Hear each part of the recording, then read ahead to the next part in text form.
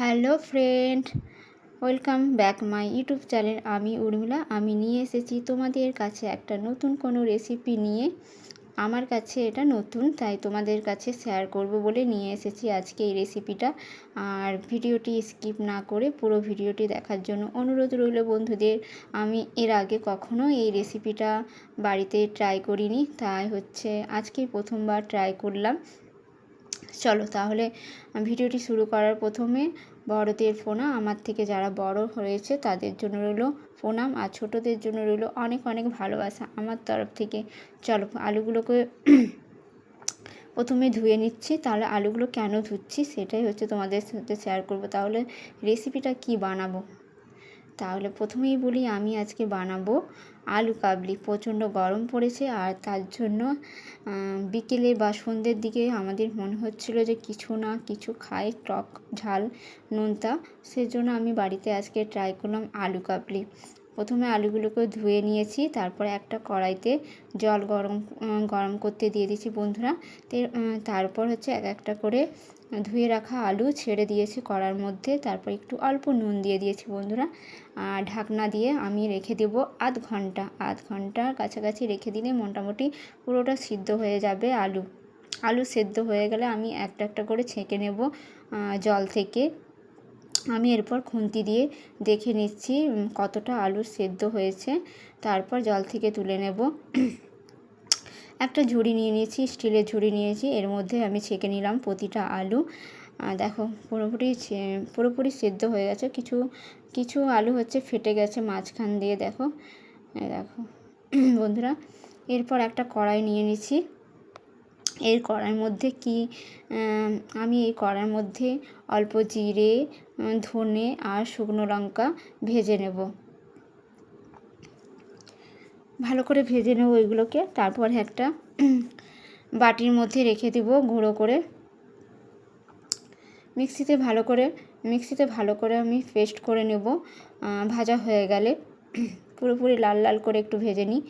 ভাজা হয়ে গেলে আমি মিক্সিতে পেস্ট করে তারপর একটা বাটির মধ্যে তুলে রাখবো। এতটা লাগবে না, অল্পই লাগবে, কিন্তু আমি অনেকটাই করে রাখছি, কারণ এটা হচ্ছে আলু সেদ্ধ করলে আলু সেদ্ধর মাখার মধ্যে দিলে এই ধনে গুঁড়ো, শুকনো লঙ্কা আর হচ্ছে জিরে গুঁড়ো পেস্ট দিলে একটু মানে আলু সেদ্ধটা খেতেও ভালো লাগবে। সেই জন্য একটু বেশি করে রাখবো বন্ধুরা। আর আলু কাবলি বানাতে আমাদের কি কি লাগছে সেই উপকরণগুলি তোমাদের সাথে শেয়ার করছি বন্ধুরা। তাহলে আমি আলু সেদ্ধ তো করেই ফেলেছি, কিন্তু এতগুলো আমার আলু দরকার নেই। আমি কয়েকটা নিয়ে নেব, কারণ অতগুলো আমার দরকার হবে না। বাকিটা হচ্ছে আলু সেদ্ধ মাখতে আমি ওই জিরে, ধনে আর শুকনো লঙ্কার গুঁড়ো দিয়ে আমি বাড়িতে আলু সেদ্ধ মাখবো। সেই জন্য হচ্ছে বেশি করে আলু সেদ্ধ করতে দিয়ে দিয়েছিলাম। এর মধ্যে আমি 4টা আলু নিয়ে নিয়েছি বন্ধুরা। এই দিয়েই হচ্ছে আলু কাবলি বানাবো। আর আমি আগের থেকে দেখো জলের মধ্যে তেঁতুল গুলে রেখে দিয়েছি, ভালো করে গোলা হয়ে যাবে। 10 থেকে 15 মিনিট রেখে দেবো তেঁতুলটা ভিজে। এর তেঁতুল গোলা মানে তেঁতুলের পাকটা বেরিয়ে যাবে। আর এই দেখো তেঁতুল গলা জল মোটামুটি রেডি হয়ে গেছে বন্ধুরা। এর মধ্যে আমি কিছুই দিইনি, তেঁতুল গলার মধ্যে শুধু একটু ধনে পাতা কুচি করে রেখে দিয়েছি। আর আমি ধনে পাতার ডাঁটিগুলোও দিয়ে দিয়েছি, কারণ আমাকে ফেলতে ইচ্ছে করে না, সেই জন্য আমি ডাঁটিগুলোকেও দিয়ে দিয়েছি এর মধ্যে। এরপর দেখো একটা বাটি নিয়ে নিচ্ছি, এর মধ্যে দিয়ে দিচ্ছি কুচি করে আমি টমেটোর কেটে নিয়েছি, কাঁচা ছোলা নিয়ে নিয়েছি, এরপর পেঁয়াজ দিয়ে দিয়েছি। তারপর হচ্ছে পেঁয়াজ দেওয়া হয়ে গেলে বন্ধুরা, এরপর হচ্ছে শসা আগের থেকে কেটে রেখেছি কুচু করে, সেই শসাও দিয়ে দিব। তারপর হচ্ছে লঙ্কা কুচু করে কেটে রেখে দিয়েছি, সেটাও দিয়ে দেবো এর মধ্যে। আমি অল্পই ঝাল দিয়েছি, কারণ আমার ছেলে খেতে পছন্দ করে বলে আমি অল্পই মানে ঝালটা ব্যবহার করেছি। তোমরা একটু বেশিও ঝাল দিতে পারো এর মধ্যে, আমি একটু অল্পই দিয়ে দিয়েছি, কারণ আমার ছেলে খাবে বলে আমি অল্পই ঝাল দিয়ে দিয়েছি। এরপর ধনে পাতাগুলো কুচি করে রেখে দিয়েছিলাম আগের থেকে, সেই ধনে পাতা কুচিগুলো আমি দিয়ে দিলাম বন্ধুরা। এরপর সবার শেষে দেব আমি আলু সেদ্ধ করা যে আলু আমি কেটে রেখেছি, পিস করে কেটে রেখেছি, ওই আলু দিয়ে দেব। আমার বাটিটা খুবই ছোট হচ্ছিলো, আমি বাটিটা এর মধ্যে পাল্টে ফেলেছি, একটু বড় বাটি নিয়ে নিয়েছিলাম বন্ধুরা, কারণ ওই ছোটো বাটিতে মাখতে খুবই অসুবিধা হবে, সেই জন্য আমি একটা বড় বাটি এর মধ্যে পাল্টে নিয়েছি, সেটা তোমাদেরকে দেখাইনি বন্ধুরা। আর দেখো পুরোপুরি সবগুলো এরপর একটা হচ্ছে চামচ দিয়ে ওলট পালট করে মেখে নেব, ভালোভাবে মেখে নেব। এর মধ্যে দিয়ে দেবো, এরপর হচ্ছে